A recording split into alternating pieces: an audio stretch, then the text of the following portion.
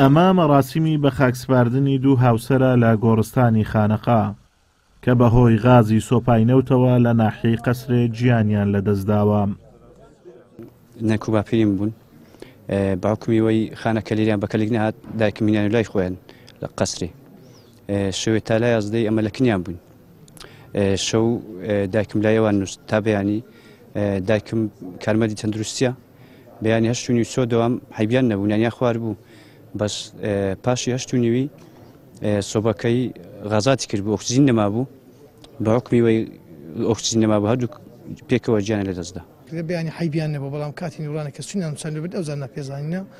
کە ئەمری خوا کرد بە ئەوی سۆبەی غازی سۆبەی نێوتی هەڵسووە غازاتی کردیە باندێ ئەردەگۆ فاتیان کرد ئەمە سەعات 12:30 نانووسان لێ بردینە بناژم ئەو زارزانی تێگەر مردینە هەنی 8:30 حیبیان نەبوو 8:30 بیانی ئەمە لە کنیان بووینە حیبی نەبوو هەم داکەم هەم بناژم ئەوانە لە کنیان بووینە حیبیان نەبوو بەڵام سەعات 12:30 کە سوی نانووسان لێ بردین ئەو زار ناپێزانیە. ئەحمەد عەبدوڵڵای تەمەن 93 ساڵ و حەلیمە ڕەسوولی تەمەن 85 ساڵ کە هاوسەری یەکتر بوونە کچەکەی بۆ ئەوەی خزمەتیان بکا بردوینێتەوە لای خۆی ئەمڕۆ نانی بەیانی پێداون ئەو کات چۆتە دەوام بەڵام قەدەری خواوا بوو پێشنیوەڕۆی ئەمڕۆ بەهۆی غازی سۆپاینەوتەوە گیانیان لەدەستداوە. حادثەکەم تا 8:30 لێویمە و 2 ساعتانم بەجێ نێشتینە ئەنجە چوومە دەوامێ ساعت 12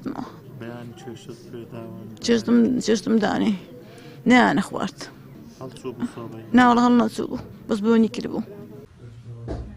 لە ماوەی زستانی ئەمساڵ لە ئیدارەی سۆران ئەمە دووەم حاڵەتی مردنە بەهۆی غازی سۆپاینەوتەوە دووبارە دەبێتەوە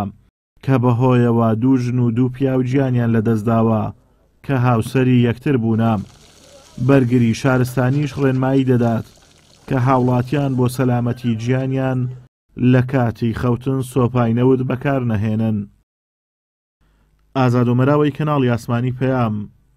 گوندی خانەقا لە ناوچەی باڵەکایەتی.